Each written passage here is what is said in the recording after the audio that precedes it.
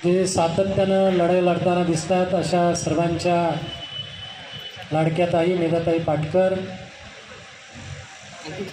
मंचावर बसलेले सर्वच मान्यवर, उपस्थित सन्मान्य बंधू आणि भगिनींनो, आपण ज्या ठिकाणी संविधानाच्या सन्मानासाठी जमलेला आहात, ही तीच जागा आहे ज्या ठिकाणी डॉक्टर बाबासाहेब आंबेडकरांची कधीतरी सभा झालेली आहे। आणि अशा ऐतिहासिक ठिकाणी नफरत छोड़ो संविधान बचाओ हा जो काही जनजागर होतो आहे तो खऱ्या अर्थानं ठाणे जिल्ह्याच्या दृष्टीने अत्यंत ऐतिहासिक आहे। समोर बसलेली माणसं फार कमी असतील। 2003 में जमात इस्लामी ने एक मुहिम चलाई थी, नफरत मिटाओ देश बचाओ। उस वक्त भी उसकी ज़रूरत थी, लेकिन आज जो मेधा पाटकर साहब, ये अगर किसी आंदोलन में शामिल हैं तो ये इस बात की ज़मानत है कि आंदोलन कभी ख़त्म नहीं होगा जब तक अपने मंजिल तक नहीं पहुँचेगा। इसलिए कि जिस आंदोलन का मैंने जिक्र किया, जब तक उसकी हाइट कम नहीं हुई, ताई ने अपना व्रत नहीं तोड़ा। कई बार हॉस्पिटल गई, उसके बावजूद वो आई। ये जो विषय है, ये विषय अगर आज लोगों ने अपनाया नहीं, इस विषय के बारे में समझा नहीं, तो ये देश नहीं बचेगा। इसलिए कि जो नफरत की हवा चल रही है, हमारे वो महापुरुष जिनका अस्तित्व ही ये था, त्याग, धारणा, उपासना, बंधुत्व, उन सिंबलिक लोगों को इन्होंने नफरत फैलाने वालों में तब्दील कर दिया। चाहे वो राम की शख्सियत हो, चाहे शिवाजी की शख्सियत, ऐसे लोगों को सिंबल बना करके इस जोश को बांटने और नफरत फैलाने और लोगों के दरमियान खाई पैदा करने की कोशिश कर रहे हैं। ये आज की सबसे बड़ी ज़रूरत थी कि एक आवाज़ तो ये उठे।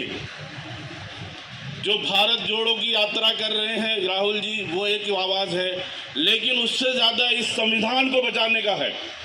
जो इस वक्त इक़्तिदार में पार्टी है, वो इस संविधान से न मोहब्बत करती, न इस संविधान को जारी रख। इस देश को बचाने के लिए, इस देश को एकत्रित रखने के लिए ये जो आंदोलन चल रहा है, उस आंदोलन को और उस नारे के साथ आज वो यात्रा चली।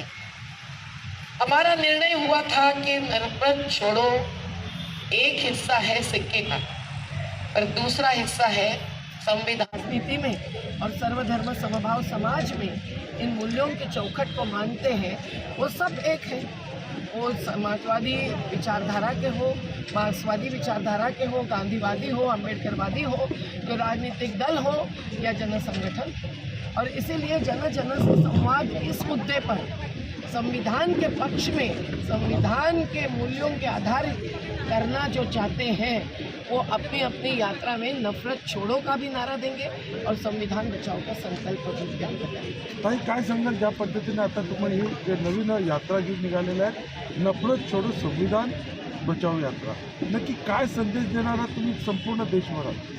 हे काही व्यक्तिवादी बाब नाही आहे, सामूहिक संघटनांच्या समन्वयातून हे झालेलं आहे। आणि एकूण देशभरामध्ये जवळजवळ 500 जिल्ह्यांमध्ये या यात्रा चालू आहे। या पैदल यात्रा आहेत 75 किलोमीटरच्या, कारण आज़ादीचा अमृत महोत्सव मनाने वाले 75 का नाम लेते हैं, आंकड़ा लेते हैं, लेकिन 75 किलोमीटर तक भी अगर नफरत मिटाने का संकल्प जन जन लेते हैं, समझते हैं, तो बड़ी हासिल होगी। और हम लोग इसीलिए आज संविधान जो कुचला जा रहा है, जो गैर बराबरी लोगों को हैरान कर रही है।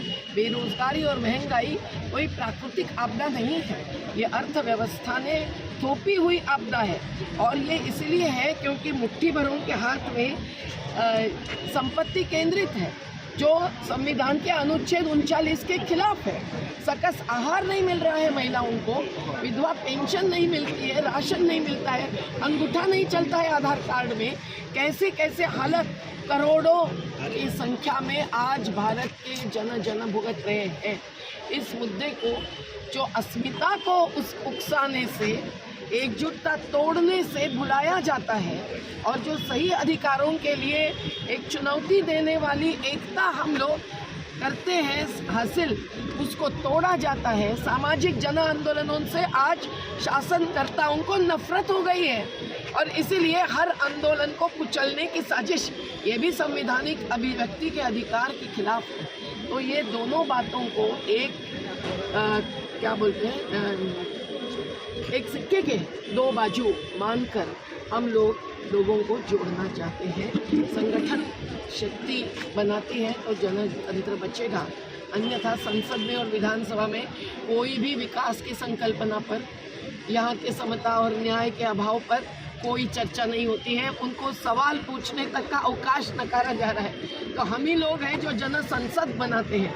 आज जितने सांसद देश के हैं उतने लोग तो यहाँ हाजिर थे।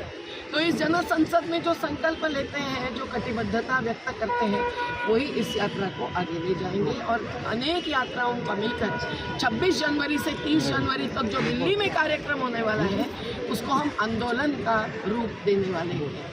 वो शहादत दिवस है।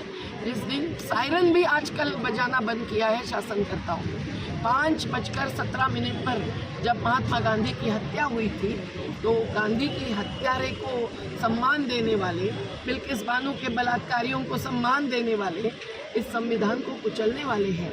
हम लोग तो सभी आज़ादी के आंदोलनकारियों की शहादत को याद करने के लिए जंतर मंतर पर 26 जनवरी को रहेंगे।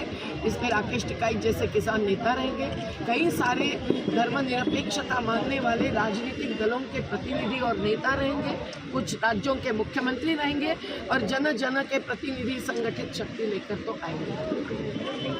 Thank you.